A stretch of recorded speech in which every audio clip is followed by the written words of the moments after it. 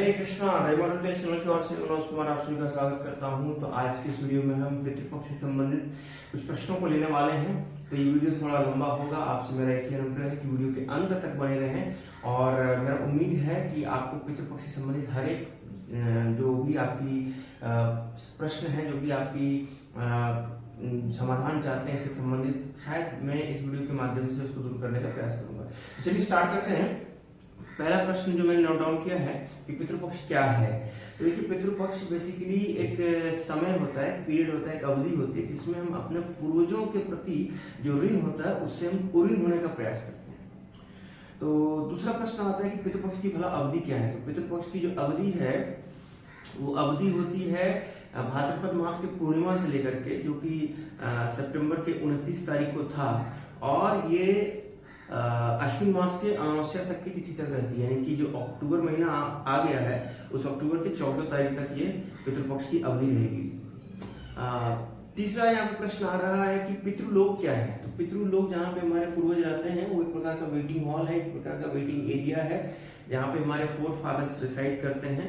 तो जब यमराज जो होते हैं वो जीवों के कर्मों के अनुसार उनको अगली योनियां प्रदान करने के पूर्व में, जब उनका जजमेंट क्लियर नहीं होता तब तक उनको एक वेटिंग हॉल में रखा जाता है। इसको ठीक ऐसे समझें जैसे कि हमारे देश की जो न्यायिक व्यवस्था है, तो हमारे देश के जो माननीय न्यायाधीश होते हैं वो क्या करते हैं कि तब तक उस मुकदमे को एक वेटिंग के तौर पर रखा जाता है कि अगर कुछ आईपीसी की धाराएं अगर लगी हो तो उसका तुरंत से तुरंत निष्पादन किया जाएगा, और अगर वो मान लीजिए कि आईपीसी की धाराएं नहीं होगा, जमीन भूमि विवाद से हो, तो उसमें 10 साल भी लग सकते हैं, राइट।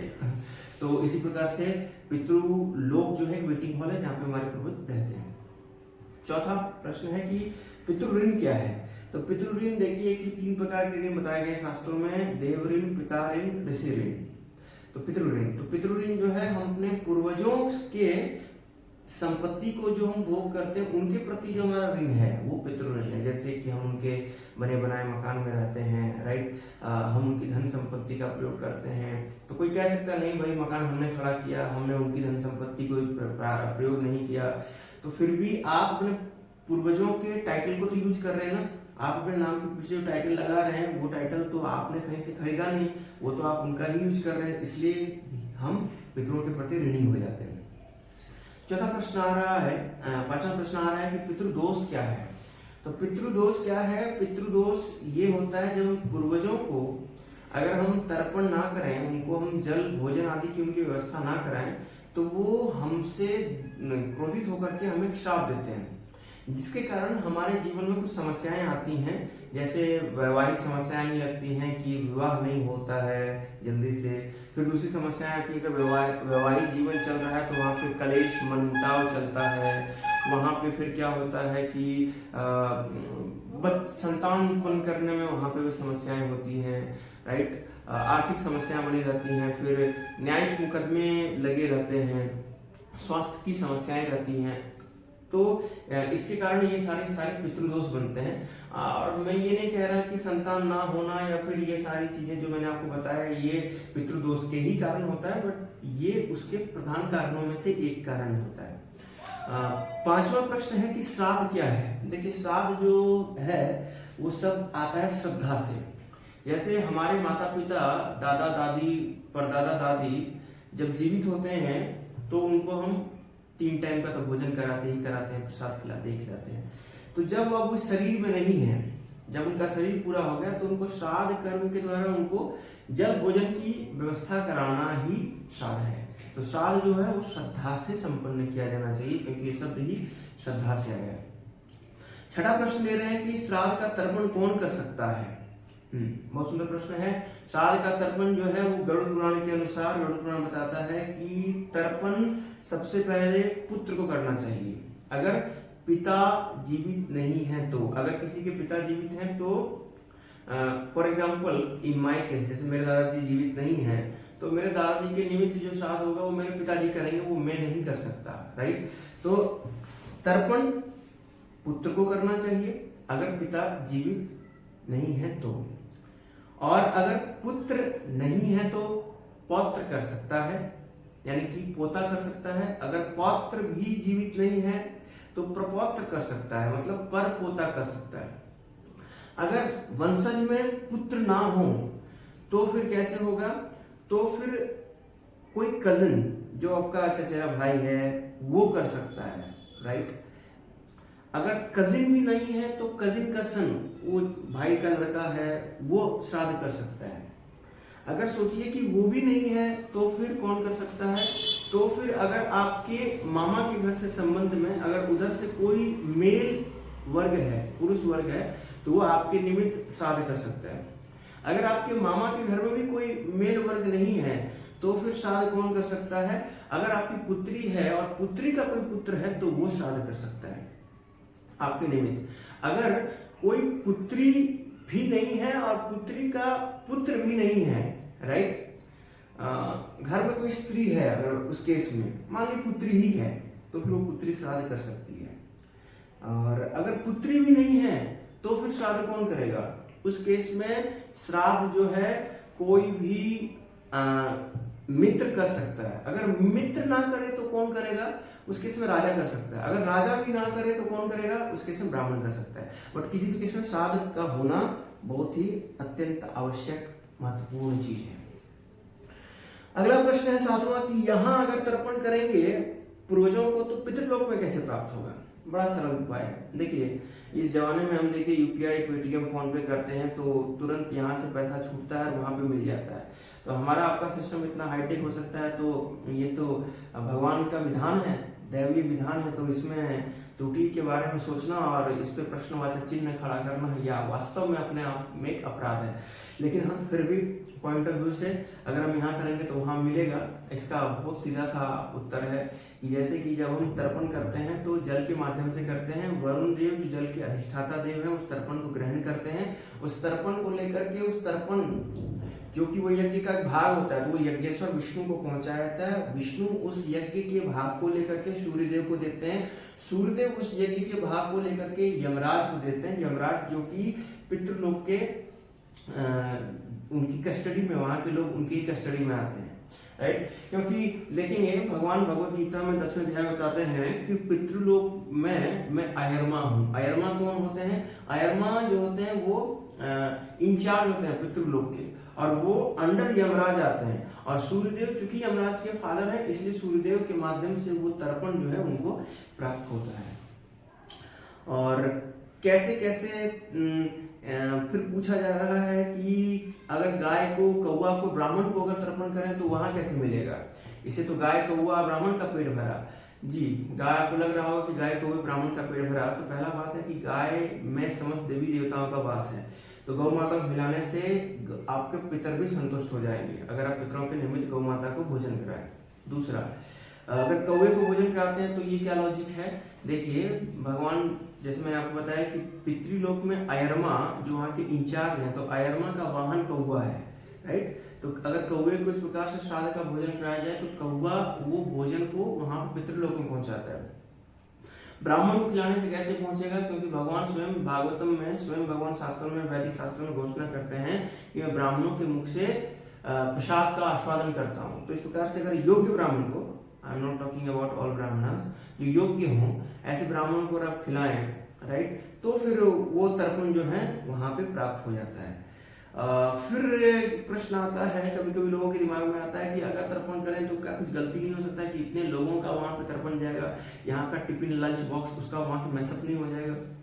देखिए गरुड़ पुराण बताता है कि अगर 1000 गाय के बीच में भी अगर गाय का बछड़ा को छोड़ दे तो अपनी माँ को खोज लेता है, राइट। इसलिए हमें गाय का दूध पीना चाहिए, भैंस का नहीं पीना चाहिए। भैंस का बच्चा 2 भैंस के बीच में अपनी माँ को खोजने में कंफ्यूज हो जाता है। तो उसी प्रकार से पितरों के निमित्त जो तर्पण किया जाता है वो सीधा बिना किसी प्रश्न के आपके पितरों तक पहुंच जाता है। फिर अगला प्रश्न, 8वां प्रश्न आता है कि एक दिन के तर्पण से भला साल भर कैसे काम चलेगा। बहुत सुंदर प्रश्न है। एक दिन के तर्पण से साल भर काम चलेगा, ये ऐसा ही है कि मान लीजिए कि मैंने आपसे पूछा कि आपके मासिक का व्यय कितना आता है, मासिक खर्चा कितना, आपने बोला कि परिवार चलाने के लिए मेरा 50,000 का खर्चा है, तो साल भर का 12 महीने का 6 लाख रुपए का खर्चा आ गया। तो अगर मैं आपको 6 लाख रुपए का चेक काट के दे दूं तो क्या आप आराम से साल भर उसको इनकैश करके नहीं खा सकते हैं, आराम से। उस वजह से एक दिन के तर्पण से साल भर काम चलता है। तो फिर प्रश्न आता है कि पितरों का ये तर्पण अभी ही क्यों करें, इस पक्ष में ही क्यों करें जो अभी चल रहा है। देखिए ये पितृपक्ष जो है बेसिकली पितृलोक में लंच टाइम होता है, जैसे हमारा लंच टाइम दोपहर में होता है 12 बजे के आसपास में, उसी प्रकार से पितृलोक में गणना ऐसी होती है कि हमारे धरती का एक साल पितृलोक का एक दिन होता है। तो एक साल में जो एक दिन है, तो एक दिन में हर दिन उनको लंच चाहिए, राइट। तो ये आज का एक साल में दोपहर का जो आप खिलाएंगे, मतलब तर्पण जो करेंगे वो एज ए लंच उनको वहां पे मिलेगा। ओके, तो फिर इसमें समझ में एक चीज आता है कि क्या पितृ जो हैं हम उनको खिलाते हैं, क्या उन चीजों को हमें याद रख पाते हैं मरने के बाद में कि ये मेरा बेटा है, ये मेरा पोता है। एकदम नो डाउट, राइट। कैसे? शरीर छूटने के बाद में देखिए शरीर स्थूल देह छूटता है, सूक्ष्म देह नहीं छूटता है, और सूक्ष्म देह में मन बुद्धि अहंकार रहता है, और वहां पे सारी चीजें रहती हैं जब तक कि वो जो जीव है जब तक उसको अगली योनि नहीं मिल जाती है, राइट, तब तक उसको मालूम रहता है कि हाँ, और उसके बाद भी रहता है, बट भगवान की कृपा से बेसिकली पितृ तब तक ये समझ पाते हैं कि हाँ ठीक है ये मेरे वंशज हैं और इनसे हमें ये प्राप्त होना चाहिए, और अगर वो प्राप्त नहीं होता है जिसकी अभिलाषा करते हैं तो फिर कुछ समस्याएं नहीं आती हैं। फिर प्रश्न आता है कि किस दिन तर्पण करना चाहिए। बहुत अच्छा प्रश्न है कि किस दिन तर्पण करना चाहिए। तो देखिए तर्पण जिस दिन आपके पितरों ने शरीर छोड़ा, जिस तिथि को उस तिथि को करना चाहिए। कभी कभी होता है कि व्यक्ति आज मरा लेकिन उसको अंत्येष्टि क्रिया कल की गई, अग्नि कल दिया गया, तो उस केस में कौन सी तिथि मानी जाएगी? जिस दिन उसने शरीर छोड़ा, ना कि वो दिन जिस दिन अग्नि दिया गया, ठीक है। तो जिस दिन तिथि के अनुसार आपको तर्पण करना चाहिए। वैसे कुछ कुछ योग होते हैं पितृपक्ष में जो कि बड़े विशेष होते हैं, अगर इसमें भी अगर आप तर्पण करें तो पितरों को विशेष लाभ होता है। जैसे महाभरणी जो नक्षत्र होता है, व्यतिपात योग होता है, अगर कोई स्त्री सुहागिन मर गई है, राइट, यानी कि पुरुष अपने पति के रहते अगर उसने शरीर छोड़ा है तो उसके लिए तर्पण नवमी की तिथि को करना चाहिए। अगर कोई यति हो गया है तो द्वादशी की तिथि में उनके लिए तर्पण करना चाहिए। इस प्रकार से कुछ नियम बनाए गए। अब कुछ लोगों का प्रश्न आ सकता है कि नहीं हमें पता नहीं है कि हमारे पूर्वजों ने किस दिन शरीर छोड़ा, तो हम उनके लिए तर्पण किस दिन करें। बहुत अच्छा प्रश्न है। तो इसके लिए तर्पण हम सर्वपितृ अमावस्या यानी कि आश्विन मास की जो अमावस्या आएगी 14 अक्टूबर इस साल 2023 में, उस दिन आप अपने सभी पूर्वजों के निमित्त तर्पण कर सकते हैं, ठीक है। फिर अगला प्रश्न आ रहा है कि तर्पण कहाँ करना चाहिए। तो देखिए सबसे बेस्ट है, भारत में कुछ एक जगह है जहाँ पे तर्पण करना चाहिए। इसमें सबसे जो बेस्ट जगह है वो गया जी है बिहार में, आप वहाँ पे जाके तर्पण कर सकते हैं। अगर वहाँ जाना संभव नहीं है तो किसी भी पवित्र नदी के तट पे आप तर्पण कर सकते हैं, किसी भी पवित्र नदी के तट पे।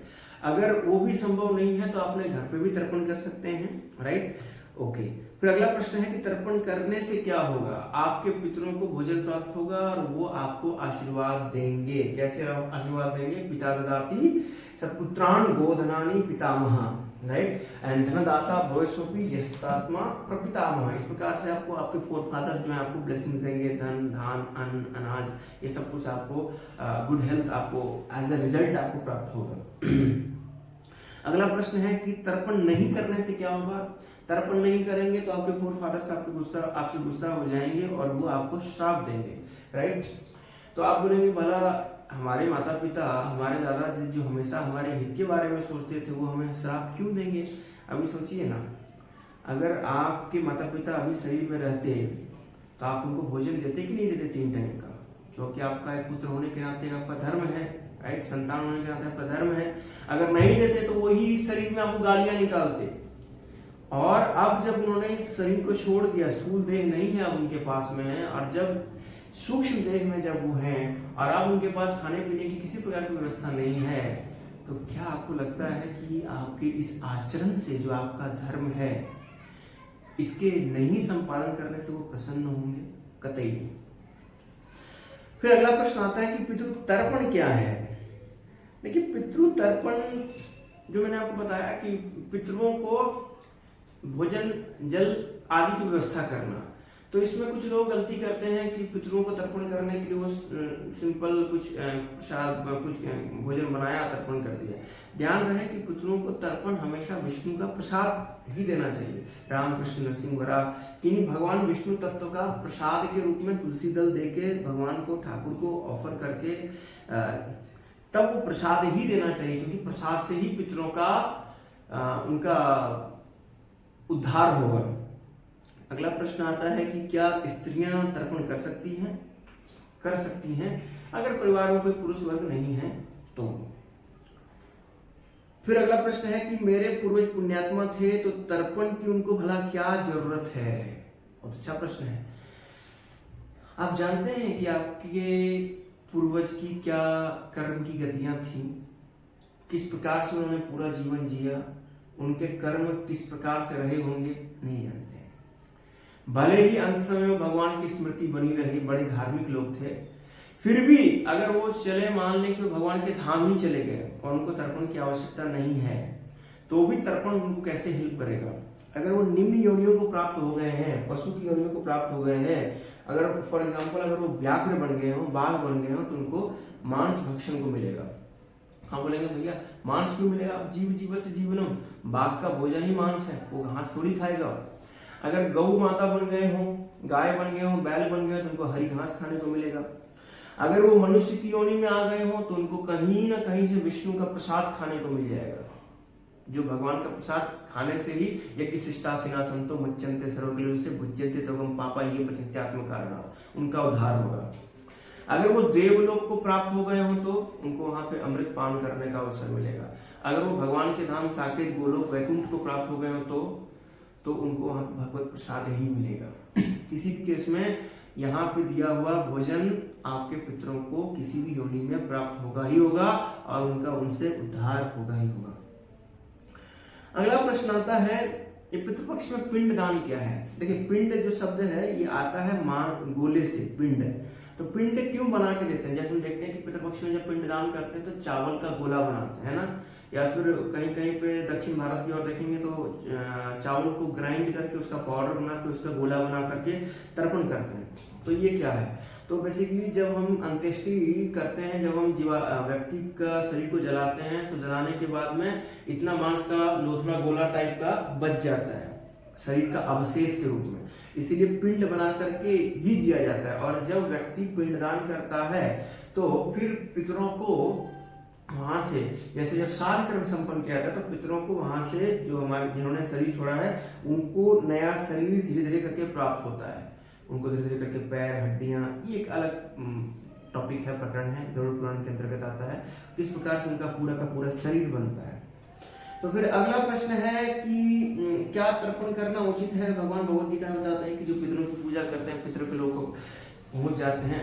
हाँ वो अलग चीज है, ये अलग चीज है। पितरों की पूजा नहीं करनी चाहिए, बट पितरों के प्रति निमित्त जो हमारा कर्तव्य है वो करना चाहिए, राइट? उनको भोजन आदि की व्यवस्था में करनी चाहिए। जैसे देखेंगे स्वयं भगवान नरसिंह देव ने भी सतयुग में प्रहलाद महाराज को ये करने का इंस्ट्रक्शन दिया। स्वयं मर्यादा पुरुषोत्तम रामचंद्र ने त्रेता युग में अपने पिता दशरथ महाराज का तर्पण किया। स्वयं कृष्ण ने पांडवों के साथ में, कुंती के साथ में, सभी महाभारत के युद्ध में मारे हुए सभी लोगों का तर्पण किया। स्वयं कली काल में भगवान श्री चैतन्य महाप्रभु ने गया जी में जाकर के अपने पिता जगन्नाथ मिश्र के प्रति श्राद्ध किया। तो हम आप होते कौन हैं? तो अगला प्रश्न आता है कि तर्पण की विधि क्या है और किससे तर्पण किया जाए, तर्पण की सामग्री क्या है और मुद्रा क्या है? बहुत अच्छा प्रश्न है। तर्पण की विधि है, बहुत सुंदर है। तर्पण जैसे मैंने आपको बताया कि चावल के गोले से विष्णु का प्रसाद के रूप में उसको अर्पण करें। अगर वो भी नहीं संभव है तो फिर कुछ एक तरीका आता है, जैसे ब्राह्मण को भोजन कराना। ब्राह्मण ध्यान दें कि वो योग्य ब्राह्मण हो या तो वैष्णव हो, राइट? और विष्णु प्रसाद उसको खिलाना, जैसे मैंने आपको कौवी के बारे में बताया, गौ माता के बारे में बताया।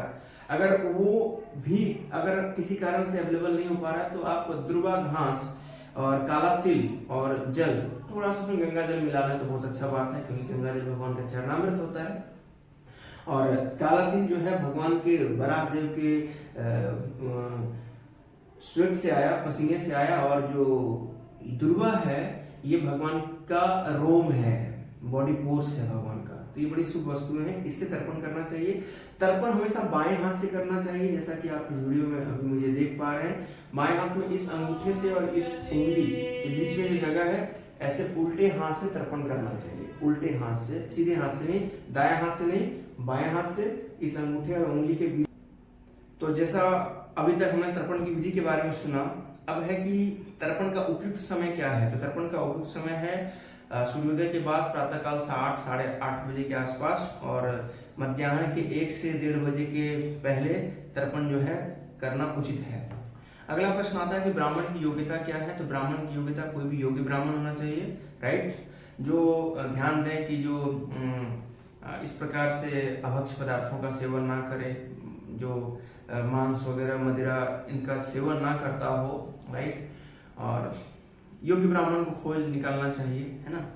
और फिर अगला प्रश्न है कि तर्पण की क्या क्या 2 विधियां हैं। एक विधि स्मार्ट विधि है, कर्मकांडी ब्राह्मणों के माध्यम से, जैसा मैंने आपको बताया। दूसरा है भागवती विधि। भागवती विधि में आप वैष्णवों को घर पे बुलाइए, हरि कथा कराएं, वैष्णवों को प्रसाद खिलाएं, गौ माताओं की सेवा करें, राइट। वैष्णवों के निमित्त आप कुछ भी साधु सेवा कर सकते हैं, राइट। घर पे हरि कथा करें, भागवतम का पारायण करें, भगवद गीता का पारायण करें, ये भागवती विधि है। और आप अपने पितरों के लिए अपने घर पे अपनी ओर से भगवद गीता के अध्याय क्रमांक 8 का पारायण करें, भगवत प्राप्ति। और श्रीमद् भागवत में भीष्म देव की प्रार्थनाओं का पाठ कर सकते हैं, गजेंद्र मोक्ष की प्रार्थनाओं का पाठ कर सकते हैं। तो आज के इस वीडियो में हमने इतनी सारी चीजों को कवर किया, तो उम्मीद करते हैं कि आपके कुछ एक प्रश्नों का मैं उत्तर यहाँ पे आपको दे पाया हूँगा। अगर फिर भी आपके मन में कुछ प्रश्न हैं तो आप इस वीडियो के कमेंट में मुझे जरूर कमेंट करें, और मैं उस प्रश्न का उत्तर फिर आपको देने का प्रयास करूंगा। हरे कृष्णा, बहुत बहुत धन्यवाद।